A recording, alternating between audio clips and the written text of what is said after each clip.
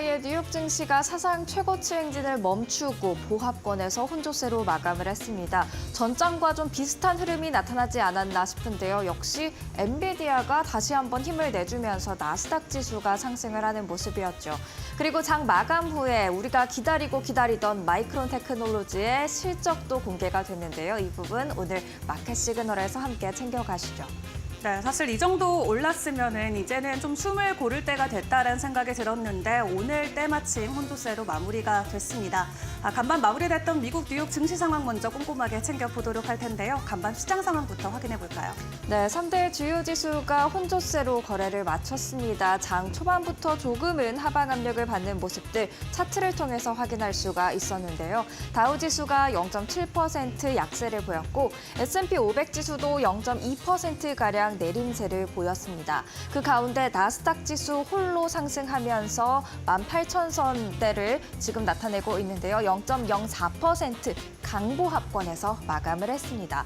사실 장 초반에 시장이 조금은 힘들었던 이유, 지금 투자자들이 경제 지표를 매우 민감하게 바라보고 있고 또 반응하고 있기 때문이 아닐까 싶은데요. 이날 지표 한 가지가 공개가 됐습니다. 8월 신규 주택 판매가 71만 6천 건으로 1년 전 대비 4.7% 하락했다는 이야기가 들려왔죠. 여전히 부동산 시장은 정체 중이구나라는 그런 심리가 투자자들에 대한 불안감으로 작용을 하면서 시장이 장 초반 압박을 받은 것으로 보여집니다. 그리고 전날 중국 부양책 기대감에 크게 올랐던 뉴욕 증시였는데요. 종목별로 봐도 그렇게 함께 올랐던 종목들이 이날 대부분 다 하락한 것을 확인할 수가 있었습니다.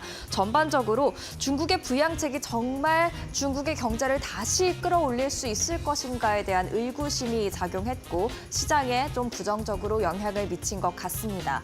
중동의 지정학적 위기도 계속해서 고조가 되고 있지만 사실 이 이슈는 계속돼 왔던 이슈이기 때문에 이날 직접적인 영향은 없었을 것으로 해석됩니다.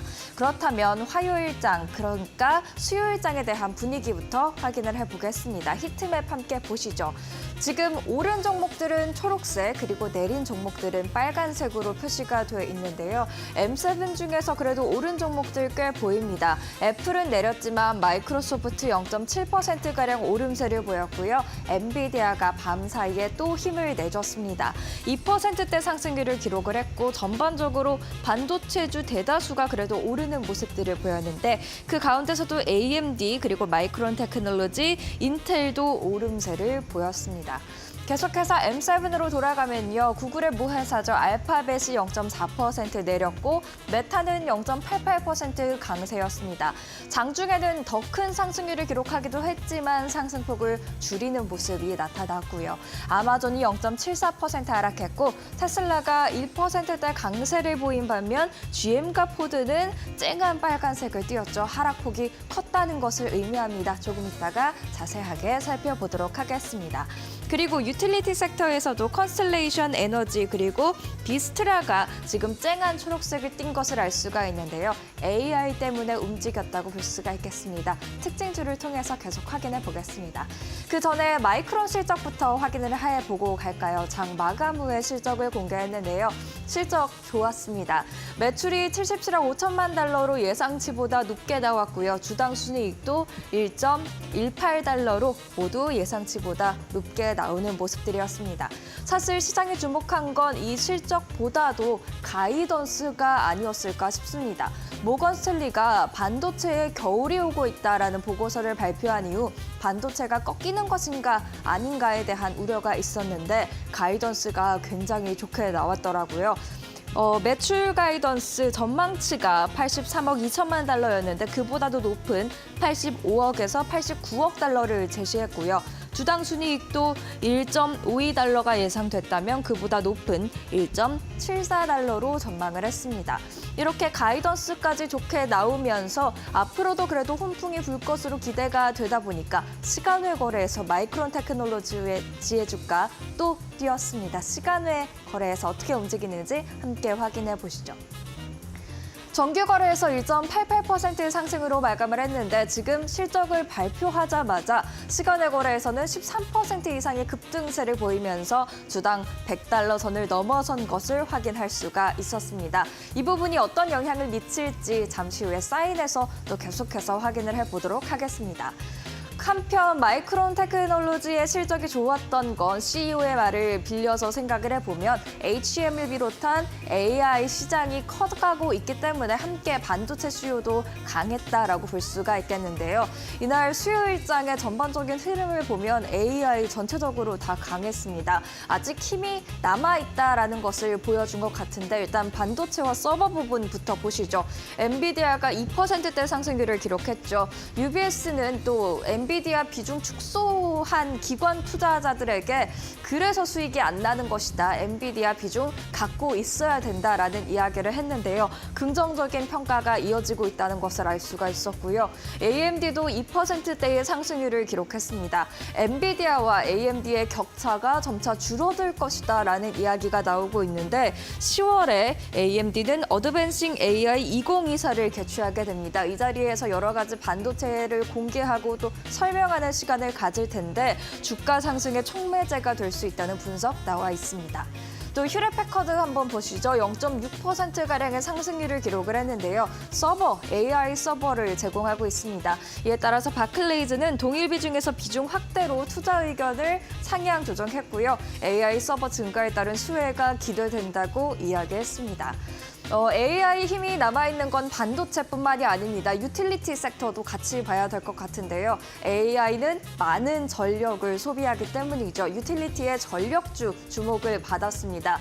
비스트라 에너지 6% 가까운 급등세를 보였는데 13거래일 연속 상승에 성공을 했고요. 그리고 엔비디아보다도 올해 주가 상승률이 큰 종목으로 지금 비스트라 에너지 많이 보고 계시죠. AI 수요 증가에 따른 전력 수요 급증이 기대되면서 주가에 계속 긍정적으로 작용을 하고 있고요. 컨스텔레이션 에너지도 요새 뜨고 있는 종목이 되겠습니다. 3.7% 밤사이에 올랐는데 스마일섬 원전을 재가동한다는 소식을 전한 이후 계속해서 상승세 타고 있습니다. 이어서 다른 특징주도 한번 볼까요? 빅테크 살펴봐야 될 것 같은데요. 애플은 일단 소폭 하락했습니다. UBS가 아이폰 16의 수요가 개선되지 않으면 이번 4분기 아이폰 매출 성장률로 제시를 했던 6%라는 목표 도달하기 힘들 것 같다는 이야기를 했는데요. AI 기능에 대한 지금 반응들이 꽤 뜨겁지 않다 보니까 아이폰 16의 수요가 생각보다는 약하다는 이야기들 계속해서 들려오고 있습니다. 한편 마이크로소프트와 알파벳 클래스 C 주식은 엇갈린 흐름을 보였죠. 이날 한 가지 공통된 이슈가 있었는데 구글이 유럽연합에 마이크로소프트가 클라우드 사업 부문에 있어서 반독점법을 위반했다면서 신고하는 일이 있었습니다. 이 부분이 어떻게 진행이 될지 지켜보셔야 될 것 같은데 일단 주가에는 크게 이날 반영되지 않은 모습이었습니다. 마지막으로 메타 한번 보시죠. 장중에는 더 크게 올랐다가 0.88% 상승률로 거래를 마쳤는데요. 이날 $299 꽤 저렴하다고 평가를 받고 있는 VR 헤드셋 퀘스트 3S를 출시했습니다. 그리고 이 자리에서 AR 증강현실 안경의 프로토타입 시제품을 선보이기도 했는데요. 앞으로 차세대 스마트 안경을 이끌어갈 메타의 모습을 한번 그려보실 수 있을 것 같습니다. 마지막으로 이슈가 있었던 종목들도 한번 체크를 해보시죠. 암젠 바이오테크 기업인데요. 밤 사이에 5% 이상 하락했습니다. 약물 2가지에 대한 임상실험 결과를 공개했는데 애널리스트들이 평가하기를 경쟁사 대비 효능이 좀 뒤처진다는 이야기가 있었습니다. 사실 효능 그 자체는 암젠이 예상했던 것만큼 나왔지만 경쟁사에 비해서는 턱없이 부족하다. 과연 경쟁에서 이길 수 있겠느냐라는 의구심에 주가 하방 압력으로 작용을 했고요. 이렇게 새로 공개한 약물 2가지에 대한 실망감이 좀 있다 보니까 비만 치료제 마리타이드에 대한 성공 여부가 더욱더 중요해졌습니다. 이 마리타이드는 지금 시중에 나와 있는 비만 치료제와는 다르게 기저도 다르고요. 그리고 주입해야 되는 주기도 다르다고 합니다. 과연 성공할 수 있을지, 그래서 반등으로 이어질 수 있을지 지켜보셔야 될 것 같습니다.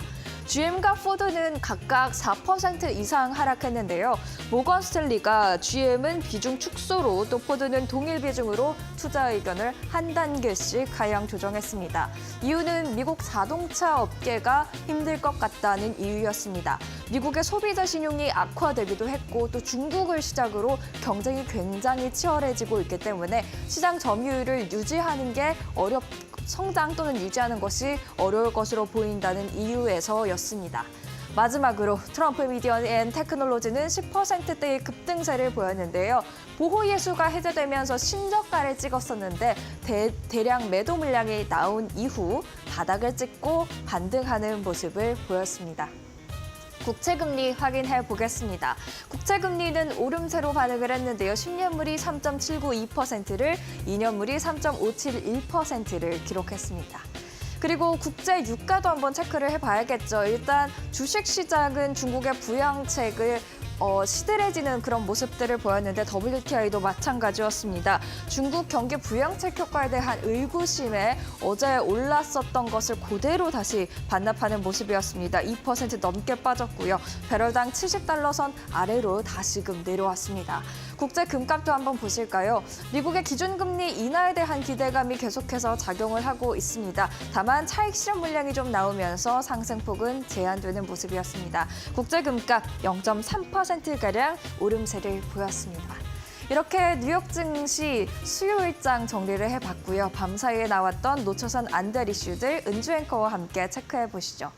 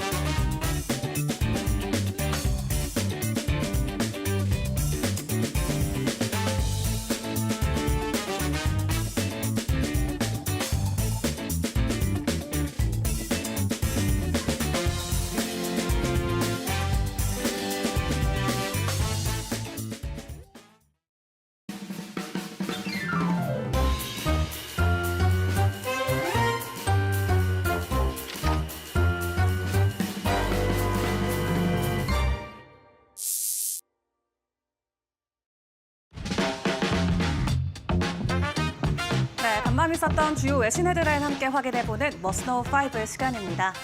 시간에서 기다리고 있었던 마이크론의 실적이 나왔죠. 잠시 후 사인 시간을 통해서 보다 구체적인 내용들 꼼꼼하게 챙겨드리도록 하겠고요. 그 외의 소식들 오늘 저와 함께 점검해 보도록 하겠습니다. 경제 지표 중에 또 하나의 굉장히 큰 변수로 작용될 수도 있는 신규 주택 판매 건수가 나왔습니다. 7월 달에는 전월 대비 10%나 크게 증가하면서 미국의 경제가 뜨겁다라는 하나의 시그널을 보내왔는데 지난 8월 달의 수치를 보니까 7월 대비해서는 4.7% 오히려 하락하는 모습이 나왔죠. 7월에 워낙 강력했기 때문에 대비해서 어느 정도 부진했던 부분은 어쩔 수 없었던 것 같습니다. 그래도 구체적인 수치를 확인을 해보면 전문가들이 예상했던 예상치는 웃도는 모습을 보였고요. 미국의 8월 신규 주택 판매 71만 6천 건이 나오면서 전달 대비는 4.7% 감소했지만 전문가들의 예상치였던 70만 건은 상회하는 모습을 보였습니다. 현재 미국의 대출 금리 계속해서 내림세를 보이고 있죠. 그렇기 때문에 확실히 판매량에도 긍정적인 증가의 영향을 보여지고 있는 것 같은데요. 이 미국 국채담보대출업체에 따르면 30년 모기지 금리가 지난주에는 6.09%로 지난해 2월 이후 가장 낮은 수준까지 내려온 것으로 확인이 됐습니다. 또 미국의 연방준비제도가 지난주에 금리 인하 사이클을 개시하면서 이 대출 금리는 당분간 하향 추세를 계속 이어갈 전망이고요. 그렇기 때문에 집값 또한 1년 전보다는 계속해서 하락하고 있는 모습도 포착이 되고 있습니다. 8월 판매됐던 신규 주택 판매 중간값 또한 지난 7개월 내내 계속해서 하락하는 모습을 보였고요. 전년 대비해서는 4.6% 내린 42만 600달러로 현재 집계가 됐습니다. 지난 2009년 이후로 최장기의 하락 추세가 이어지고 있는 만큼 미국 경제에 대한 자신감 조금씩 올라오고 있는 것 같은데요. 일단 신규 판매 같은 경우도 지속적으로 바닥권을 다지지만 계속해서 우상향할 수 있을 것이라는 미국 경제 평론가들의 전망치도 함께 공유가 되고 있습니다. 자, 그리고 오늘 또 월가에서 여러 가지 보고서들을 통해 흔들렸던 종목들이 있었습니다. 대표적으로는 자동차 관련주들 체크를 해볼 수 있겠고요. 좀 여러 가지 원인들을 이유로 들면서 미국의 자동차 산업 앞으로 좀 불투명하다라는 입장을 내놨습니다. 구체적인 보고서 내용 함께 확인을 해보도록 할 텐데요. 모건 스탠리가 이번에도 보고서를 내놨는데요. 미국 자동차 산업의 상황이 더욱더 어려워질 것으로 전망하면서 자동차 제조업체인 포드와 GM 그리고 리비안에 대한 투자 의견을 일제히 하향 조정했습니다. 조나스 애널리스트가 미국 자동차 산업에 대한 본인의 견해를 매력적에서 중립으로 하향 조정을 했는데 몇 가지 우려되는 점이 있다라고 언급을 했습니다. 첫 번째는 먼저 미국에서 재고가 증가하고 있기 때문에 신차 가격에 압박을 가하는 점이 나왔고요. 두 번째로는 이와 함께 소비자들의 차량 구매 여력이 여전히 낮은 것으로 보고 있고 세 번째는 중국의 차량 생산 능력이 확대되는 것도 장기적으로는 수익성에 부정적인 신호라고 지적을 했습니다. 이어서 조나스 애널리스트는 GM에 대한 투자 의견을 보유해서 매도로 하향했고요. 목표가는 47달러에서 42달러로 낮췄습니다. 또 포드와 리비안에 대해서도 매수해서 보유로 투자 의견을 조정하고 목표가는 포드의 경우 16달러에서 12달러로 리비안은 16달러에서 13달러로 각각 낮췄습니다. 물론 이 같은 부분은 이미 주가에 반영이 됐다라는 업계 의견도 있는 상황인데 그럼에도 불구하고 현재 미국의 자동차 주가 업체들 굉장히 밸류에이션은 낮은 구간까지 내려와 있다는 평가도 있는데요. 앞으로 산업 자체는 불투명하지만 충분히 올라갈 수 있는 여력이 있다라는 평가도 함께 엇갈리고 있는 만큼 관련주들의 흐름 계속해서 파악을 해보시는 게 좋을 것 같습니다. 해당 리포트로 오늘 관련주들은 4%대 장중의 낙폭을 보이기도 했습니다. 그런 가운데 이 산업군 안에서도 홀로 웃었던 종목이 있으니 그는 바로 테슬라가 되겠습니다. 테슬라는 홀로 긍정적인 리포트 소식과 함께 오늘 장중의 1%대 상승 흐름으로 마무리를 지었는데요.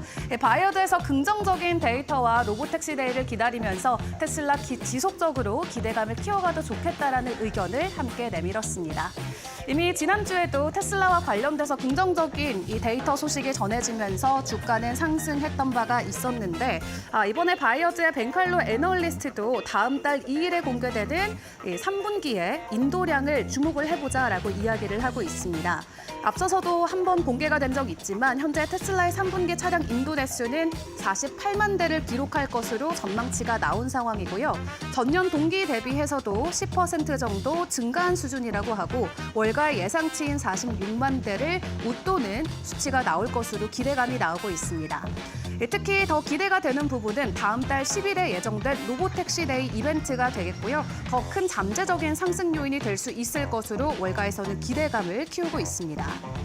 또한 24년에 연간 차량 인도 대수가 전반적으로는 180만 대 이상까지 이를 수 있을 것으로 월가에서는 예상을 하고 있는데 이 연간 차량 인도 대수 또한 시장에서 예상하고 있는 컨센서스인 178만 대를 상회하는 수준으로 집계가 되고 있습니다.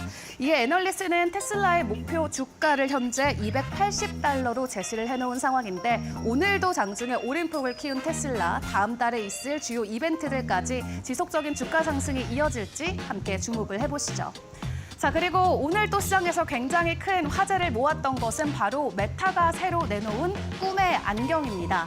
지금 사진에서 보시는 것과 같이 꿈의 안경 오라이언의 제품 영상이 함께 공개가 됐고요. 그리고 기존에 가지고 있던 VR 기기인 퀘스트 3S에 대한 신제품까지 함께 발표가 됐습니다. 일단 오라이언에 대한 내용 먼저 체크를 해보도록 하겠습니다. 메타가 오늘 열렸던 커넥트 2024 연례 개발자 컨퍼런스에서 새로운 제품 그리고 서비스를 공개를 했는데요. 이날 마크 저커버그 CEO가 기조연설에서 가장 강조한 제품은 바로 메타가 개발하고 있는 이 스마트 안경 오라이언이었습니다. 오라이언은 그동안 스마트 안경에 대해서 시장에서 요구했던 주요 사양을 대부분 구현해냈고요. 안경 유리의 프로젝터를 통해서 3D 이미지를 투사시켜서 증강현실 기능이 구현된 안경이라고 합니다. 또 일상에서도 착용할 수 있는 작은 크기와 무게를 구현했고 별도의 유선 전원 공급이 필요하지 않는 제품으로 확인이 됐고요. 지금까지 나온 스마트 안경 중에는 가장 큰 시야각을 제공한다라고 저커버그 CEO는 설명하기도 했습니다. 또 오라이언은 신경 인터페이스가 핵심인 인터페이스가 될 것이다라고 이야기를 했는데 이 근전도 손목 밴드가 기본 웨어러블 디바이스로 포함이 된다고 하고요. 이 근전도 손목 밴드를 통해서 음성이나 시선 그리고 핸드 추적과 함께 결합해서 팔을 움직이지 않고도 스와이프나 클릭 그리고 스크롤이 가능하도록 만든다고 설명했습니다. 이날 메타가 공개했던 데모 영상에서는 젠슨왕 엔비디아 CEO도 만나볼 수 있었는데요. 젠슨왕 엔비디아 CEO를 비롯해서 초기 사용자들의 놀라운 반응이 담기기도 했습니다. 저커버그 CEO에 따르면 오라이언은 지금까지 나온 스마트 안경 중에 가장 앞선 기술이 담겨져 있고 완전히 새로운 디스플레이 기술로 구현되었다라고 설명을 하기도 했고요. 다만 배터리와 프로세스 문제가 있기 때문에 오라이언은 작은 퍽을 별도로 휴대해야 된다고 합니다. 이 두 개 반도체가 탑재돼서 스마트폰 안경의 연산을 처리하는 퍽인데 보통 주머니나 가방에 휴대할 수 있는 크기와 무게로 만들어졌기 때문에 큰 문제는 없을 것으로 보여지고요. 이 두 개 반도체 중에 하나는 메타에서 직접 설계한 반도체라고 합니다. 그리고 오라이언 안경에는 메타의 AI까지 탑재된다라고 하니까 다음 디바이스로는 가장 주목을 받을 수밖에 없는 상황인 것 같습니다. 그 외 오라이언과 관련해서 구체적인 스펙에 대해서는 공개를 하진 않았습니다. 다만 기업용 제품이 아닌 일반 소비자용 제품으로 공개될 것이다라는 계획만 밝혔는데요. 또 함께 이날 퀘스트 3S도 공개를 했죠. 가격은 $299로 책정이 됐고요. 경쟁 제품인 애플 비전 프로 헤드셋이 $3,499에 달하기 때문에 가격적인 측면에서는 상당히 메리트가 있고 대조적인 모습도 체크가 가능했습니다. 이러한 가격 경쟁력을 바탕으로 메타는 가상현실 시장에서 점유율을 지속적으로 확대해가기를 기대하고 있는 모습이고요. 저커버그 CEO는 퀘스트 3S를 단순한 게임 기기가 아닌 멀티태스킹 컴퓨터로서 여러 앱을 동시에 시행할 수 있는 기능도 소개하기도 했습니다. 실제로 최대 4개의 어플리케이션 그리고 6개 윈도우를 동시에 처리할 수 있는 능력을 갖추고 있다라고 하는데 이러한 기술 발전으로 인해서 앞으로 VR 생태계가 더욱더 확산될 수 있을 것이라는 자신감까지 시장은 풀이하고 있는 것 같습니다. 일단 퀘스트 3 자체에 대한 가격도 인하가 됐고 기술도 지속적으로 올라가고 있는 만큼 앞으로 메타와 관련된 신기술들 주목을 해보시는 것도 좋을 것 같습니다. 마지막으로 암호화폐 시장 상황도 점검을 해보도록 할 텐데요. 간밤에 비트코인은 추가적인 상승을 보이진 않았지만 제자리 걸음을 하는 모습이 나왔습니다. 다만 그 외 알트코인들이 전주 대비해서는 두 자릿수 이상 크게 상승을 하면서 빅컷 이후로 확실히 위험 자산에 대한 선호 심리가 올라오고 있는 모습을 여실히 보여주고 있는 상황인데요. 그런 가운데 현재 기관이나 수급 측면도 상당히 긍정적인 부분도 체크가 됐습니다. 시티뱅크가 이번에 함께 공유한 리포트를 확인을 해보니까 패밀리 오피스들이 암호화폐에 대한 자산의 관심 증가가 지속적으로 이어지고 있다고 합니다. 실제로 패밀리 오피스 중에 25%는 이미 암호화폐에 투자하고 있다라는 설문조사의 결과도 나왔다라고 하는데 앞으로도 투자할 의향이 있는 패밀리 오피스들의 규모가 지속적으로 늘어나고 있다라는 부분은 긍정적으로 평가해 볼 수 있겠습니다. 금리 인하 시기와 맞물려서 기관 쪽의 수요도 적지 않은 모습을 계속 보여주고 있는데요. 연말이 가까워질수록 비트코인을 포함한 암호화폐 시장 어떤 변동성을 보일지 함께 주목해 보시죠. 지금까지 머스노우 5 시간이었습니다.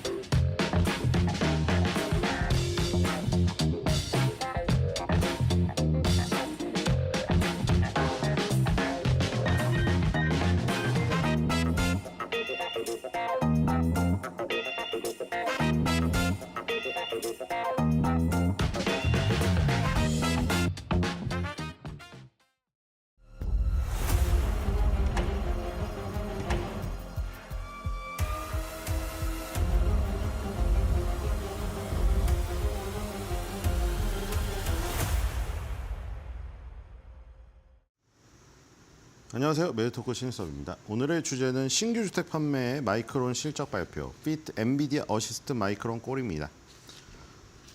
하루 종일은 아니고 밤새 그 실적 발표를 기다리시던 분들이 뭐 반도체에 혈이 뚫렸다면서 지금 좋아하시고 계시던데 어쨌든 올랐습니다. 뭐 그렇게 크게 잘 빠지지 않죠. 생각만큼 안 빠져요. 우리나라랑 다릅니다.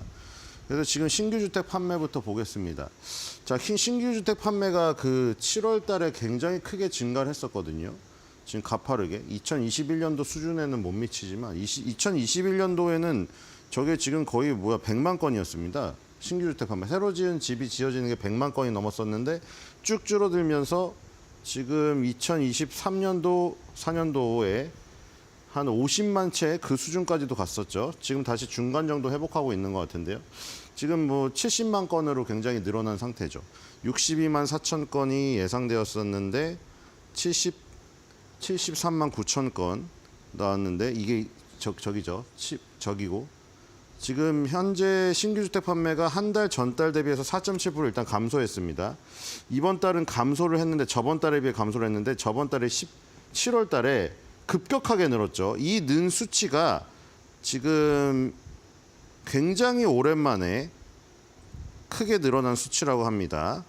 지금 굉장히 오랜만에 2022년도죠. 2022년도 이후에 가장 큰 수치폭으로 늘어난 수치고요. 거기서 이제 계속 그 추세를 이어가느냐 못 이어가느냐인데 지금 확 줄진 않았어요. 4.7% 정도 감소했죠. 그래서 지금 70만 건 정도 예상했는데 로이터에서 그리고 여기는 62만 4천 건, 62만 4천 건에서 70만 건 정도인데 훨씬 뛰어넘는 게 나왔죠. 71만 6천 건이 나왔고요. 그리고 7월 달 수치는 73만 9천 건에서 75만 1천 건으로 상향 조정됐습니다. 수치가 더 조정돼서 올라갔고요. 그러니까 7월 달에 75만 건 수치가 6월 달, 5월 달에 비하면 엄청나게 확 뛰는 수치였죠. 60만 대에서 70만으로 10만이 한 번에 뛰었습니다. 그 다음에 이번에 70만을 유지하는 수준이네요. 75만 1천, 71만 6천. 그렇죠? 70만을 두 달 연속 유지했고 70만을 간 적이 2024년도 초반에 가야 되네요. 그렇죠? 2024년도 초반을 가야 80만 건 수준이 있고요. 그 뒤로는 70만 건을 넘지 못했었는데 다시 지금 7월, 8월에 70만 건을 넘어가고 있습니다. 그리고 1년 전하고 대비해 보면은 1년 전 8월 달하고 대비해 보면은 지금 9.8% 증가한 수치가 나왔습니다. 지금 그리고 이런 것들이 지금 그 모기지 금리가 6.09 정도 나온 것으로 알고 있는데요. 지난해 2월 이후 가장 낮은 수치라고 하네요. 지금 이렇게 나왔습니다. 자, 그 신규 주택 판매 세부 지표를 보겠습니다. 자, 새롭게 팔린 주택 뉴 하우시스 솔드 71만 6천 건 나왔고요. 이게 아까 한 달 전달 대비 4.7% 감소한 수치고요. 7월 달에는 신규 주택 판매가 2022년 초후에 가장 빠르게 증가했다고 말씀드렸죠. 70만 건을 회복한 뒤에 70만 건을 유지하는 8월 달의 수치가 나왔고요. 뉴 하우스 폴 세일 이거는 솔드니까 과거형이니까 이미 팔린 거죠. 팔린 게 확정치가 71만 6천 건이고요. 폴 세일은 이제 팔려고 내놓은 거죠. 이 재고가 지금 46만 7천 건이 남아 있습니다. 이 정도로 재고가 계속 남는다고 하면 한 7개월에서 8개월치가 계속 남아 돌고 있는 겁니다. 자, 그리고 미디언 세일스 프라이스 지금 팔리는 그 가격 주택의 중간 가격은 42만 600달러 정도 하고 있네요. 지금 그러니까 지금 42만 6천 달러, 600달러가 평균 가격이라는 것은 이 50만 달러 이상 비싼 주택들의 판매 가격이 판매가 감소해서 가격이 지금 하락한 것으로. 그러니까 지금 건수는 굉장히 늘어나고 있는데 이 지금 주택 가격 요거는 지금 떨어지고 있으니까 50만 달러 이상 주택 판매는 감소하고 조금 그것보다 싼 주택들이 많이 팔렸다는 것이죠. 그리고 지금 그래프로 그려놓으면 이렇습니다.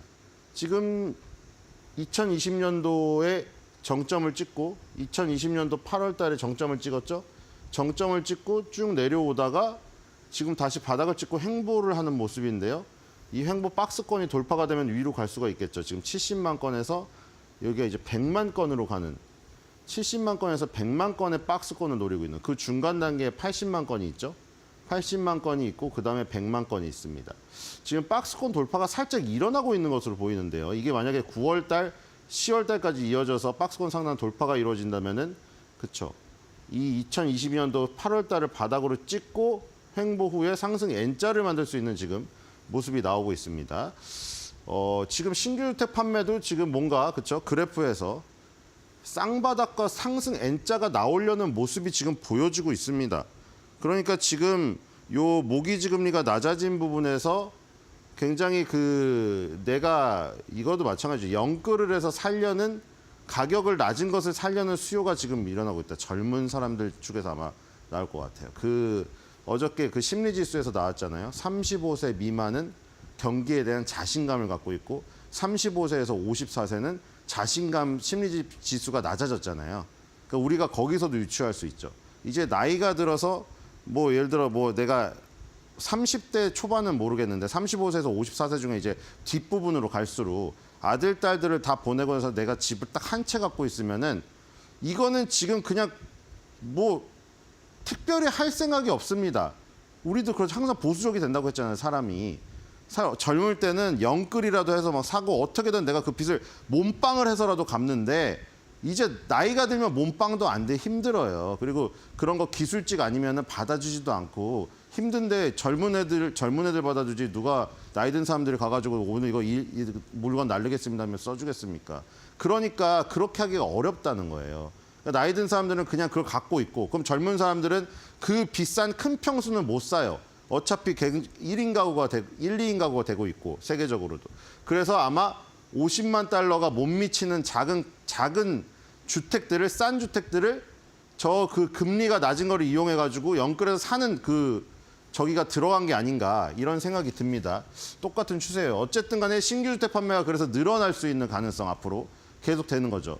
지금 B컷을 한 번 더 할 가능성 이 지금 거의 확실시 되기 때문에 왜냐하면 100bp 중에 50bp를 했는데 남은 기간 중에 그 50bp를 더 낮춰야 되니까요. 그럼 이제 모기지금리도 따라서 내려가게 될 테니까 이번 기회를 이용하여 그렇죠? 자신감이 있는 35세 미만 그 소비자들이 자신감 있게 내가 영끌을 해서 사서 내가 내 인생을 아직 나는 많이 남았기 때문에 한창 일할 나이니까 사는 수요가 일어나지 않을까. 베이비 부머 세대보다는 훨씬 더 아래쪽에 MZ나 젠지나 뭐 이런 쪽 세대들이 사는 수요가 박스권 돌파의 주역이 되지 않을까 이런 생각이 듭니다. 뒤로 가보겠습니다. 자, 마이크론 실적이 나오기 전에 미리 예상했던 그런 내용들이 써져 있었습니다. 월스트리트의 높은 기대치 속에서 반도체 부분에 대한 인사이트를 제공하는 분기 실적을 발표할 예정이다. 그래서 5시 5분, 10분을 전부 다 기다리고 있었잖아요. 서학개미분들은 밤샜죠 또. 자, 메모리 칩 사업에서 부활하고 있고 엔비디아와 협력하여 GPU용 메모리 칩을 공급하고 있다. 여기 엔비디아가 어시스트를 제대로 했습니다. 분석가들은 마이크론이 76억 6천만 달러의 분기 매출. 자, 이 수치를 뛰어넘었으면은 어닝 서프라이즈겠죠. 자, 매출이 76억 6천만 달러로 예상됐습니다. 분기. 그다음에 11억 1천만 달러 조정 주당 순이익이요. 조정해 준 거. 일회성 비용 제거한 거예요. 그래서 마이크론의 주가는 이런 기대감에도 불구하고 주가가 30% 이상 하락해서 올라갔던 제자리 걸음으로 돌아와 버렸습니다. 근데 그거를 이제 매수의 기회로 생각하는지 분석가의 93% 가까이가 마이크론 주식 매수를 지금 추천하고 있다. 그리고 지금 마이크론 테크놀로지가 포함된 필라델피아 반도체 섹터 지수 또 최근 회복세를 보이고 있고 그다음에 칩스법 및 과학법에 따라서 미국의 회사들 이 굉장히 지지를 받고 있잖아요. 인텔이 그렇게 어려움을 겪으면서도 하나의 그 믿을 만한 게 뭔가요? 미국 회사. 그거 아시아 회사였으면 벌써 미국에서 버렸습니다. 그렇죠? 지금 하는 거 보세요. 그러니까 지금 인텔이 미국 회사라는 거는 정말 저기 해야 됩니다. 하나님께 감사해야 돼요. 그러니까 신앙적인 걸 떠나가지고 자기가 믿는 신에게 기도해야 돼. 인텔은 미국 회사라는 거를 감사해야 돼요. 안 그러면 벌써 쫓겨났겠죠. 어쨌든 간에 60억 달러 이상의 연방 보조금을 받을 수 있는 지원 저희가 있다. 그래서 지금 마이크론에 대해서 되게 좋게 예상을 하고 있었습니다. 과연 이걸 뛰어넘었을까? 가보겠습니다. 76억 6천, 11억 1천. 그렇죠? 자, 76억 6천이었죠. 실제치 77억 5천만 달러 매출. 서프라이즈네요. 그리고 전분기가 68억 1천만 달러였습니다. 3분기가요. 그리고 전년은 2023년도 4분기 40억 1천만 달러 대비. 와, 뭐야, 2배 늘었네요. 그쵸? 대박이죠? 자, GAAP, 미국은 GAAP를 쓰니까요. 회계 기준 순이익 8억 8,700만 달러, 희석해서 주당 0.79달러입니다. 그리고 아까 전에 11억 1천만 달러 예상됐잖아요. 11억 1천만 달러. 그게 조정 주당 순이익이에요. 그렇죠?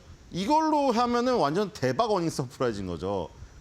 아까 월가 예상치가 뭐 조정 주당 순이익으로 따로 안 써 있었는데 11억 1천만 달러 예상되었죠. 이거겠죠. 비일반 회계 기준. 그러니까 조정을 해준 거예요. 일회성 비용을 제거했더니 훨씬 많이 올라갔습니다.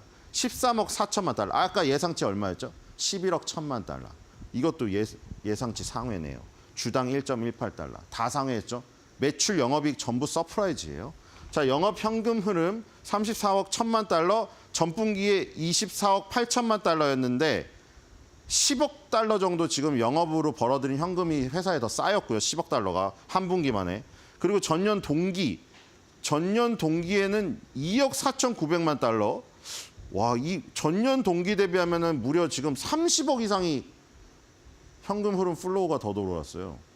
돈을 지금 마이크론은 장사를 어마어마하게 잘하고 있어요, 지금. 이게 삼성전자, 마이크론, SK하이닉스 우리가 뭐 1강, 2중이니 3강이니 이렇게 부르잖아요. 메모리 반도체 쪽에. 얘는 엔비디아 서포트 제대로 받았네요. 그렇죠? 삼성전자가 이랬어야 되는데. 뒤로 가보겠습니다. 자, 이번 2024년도 4분기가 나왔으니까 이제 2024년도가 마무리됐죠? 저기는 이미 4분기, 회계 기준이 4분기여가지고 다 합쳐졌습니다, 이제. 자, 전년도에 155억 4천만 달러 나왔는데 지금 그 대비해서 아까 180억 달러 정도 나왔죠? 다 합치면 180억 달러예요. 251억 1천만 달러의 매출. 251억 1천만 달러가 나왔군요. 251억 1천만 달러니까 전년도 대비해서 거의 뭐 100억 가량 늘었습니다, 매출액이.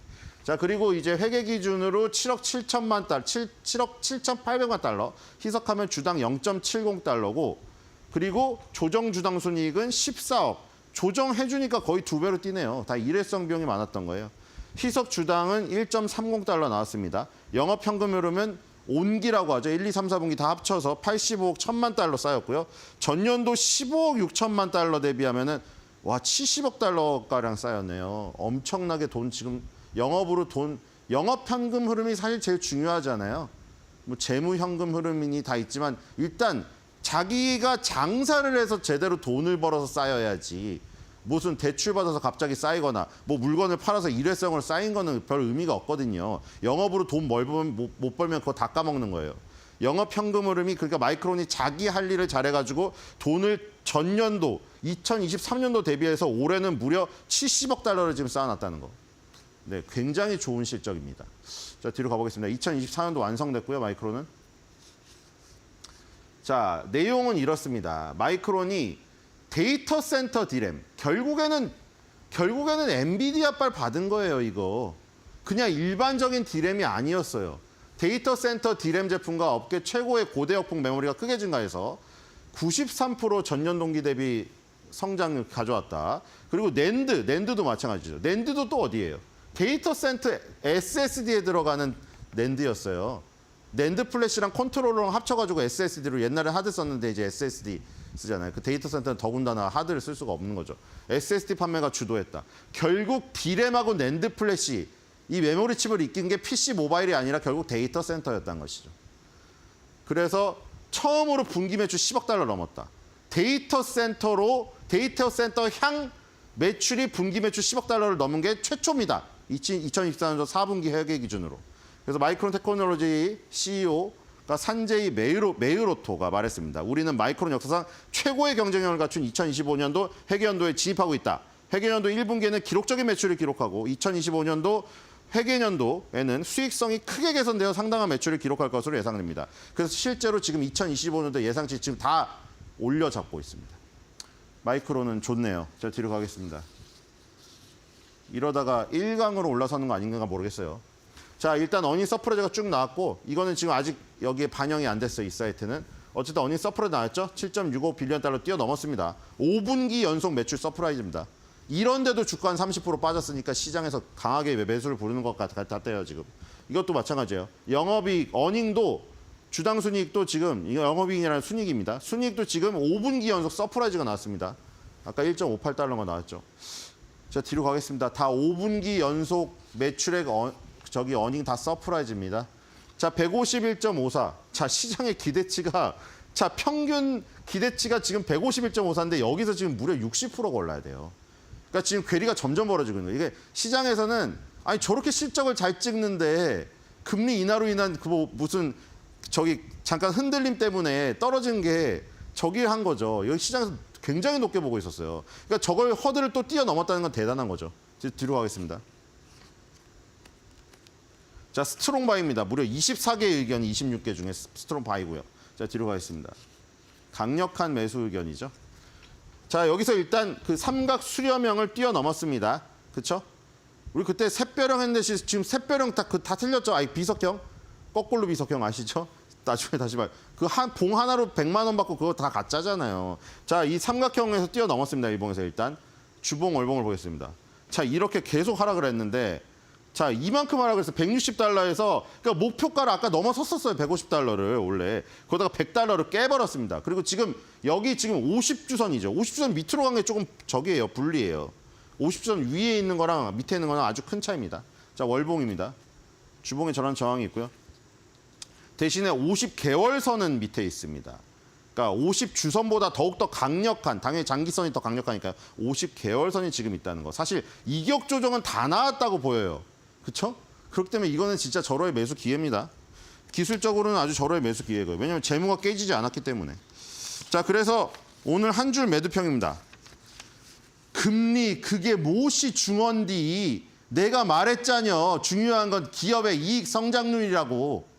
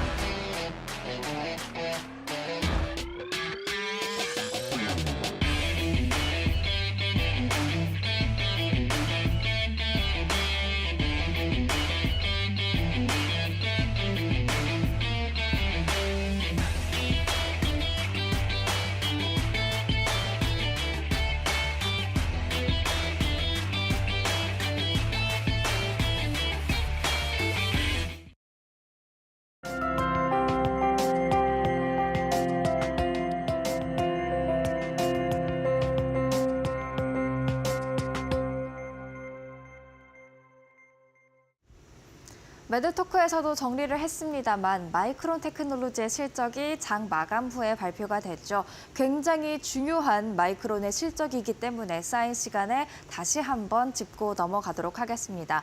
마이크론 테크놀로지가 실적을 통해서 어떤 이야기를 하고 있는지 오늘 함께 확인을 해보시죠. 일단 마이크론 테크놀로지의 실적 왜 이렇게 중요하게 바라보는지부터 살펴보겠습니다.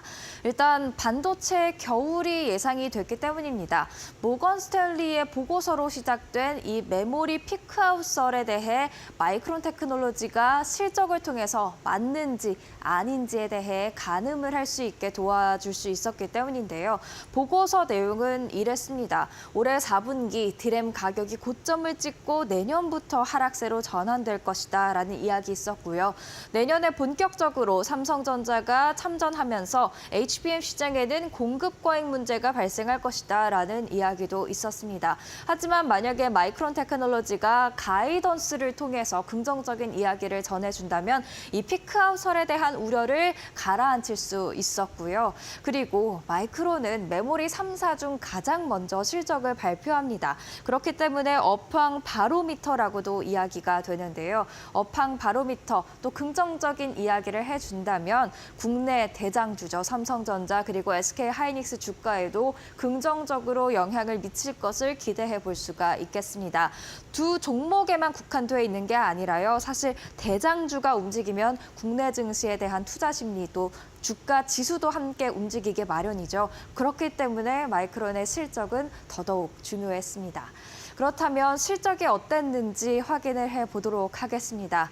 마이크론의 실적은 사실 좋게 나왔는데 이전에 주가부터 한번 보면요. 지난 6월에 고점을 찍었던 이후 쭉 하락하다가 최근 들어서 소폭 실적 발표를 앞두고 오름세를 보였던 것을 알 수가 있었습니다. 사실 지난 6월에도 실적 그 자체는 좋았습니다. 매출이 1년 전보다 80%가량 오름세를 보이는 등 긍정적인 실적이었죠. 하지만 문제가 됐던 건 가이던스였습니다. 가이던스가 워낙 시장의 기대치가 높았는데 이 기대치를 맞추지 못하다 보니까 실망 매물이 출회되면서 주가도 쭉 함께 추락한 것이죠. 하지만 다시금 슬금슬금 주가가 올랐던 것을 보면 이번 실적 발표를 앞두고 나름대로 주가 실적에 대한 기대감이 있지 않았나 싶은데요. 사실 월가의 반응은 조금 엇갈리는 모습을 보이기도 했었습니다. 월가의 의견도 한번 살펴볼까요? 월가의 의견을 살펴보기 전에 실적부터 또 봐야겠네요. 매출이 77억 5천만 달러를 기록하면서 예상치를 뛰어넘었고요. 그리고 주당 순이익도 1.18달러로 예상치보다 높게 나왔습니다. 그리고 앞서서 가이던스를 더 중요하게 봐야 된다고 말씀을 드렸었는데 가이던스도 물론 매우 좋았습니다. 전망치, 이 가이던스 매출 전망치가 83억 2천만 달러였는데 실제로 이번에 마이크론이 발표한 가이던스는 85억에서 89억 달러 수준이었습니다. 전망치를 훨씬 더 크게 웃도는 밴드를 제공을 했고요. 주당 순이익도 1.52달러가 예상이 됐다면 그래도 이번 분기에 1.74달러는 달성할 수 있을 것이다라는 자신감을 마이크론이 내비쳤습니다.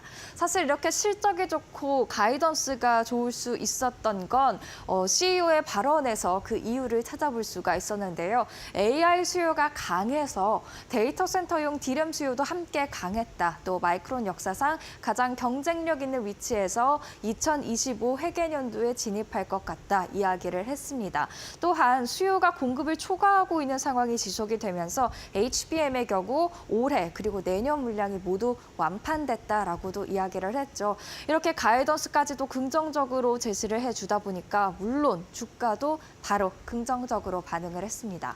실적 발표를 앞둔 당일에도 정규 거래에서 1.88% 상승으로 마무리를 지었던 마이크론 테크놀로지인데요.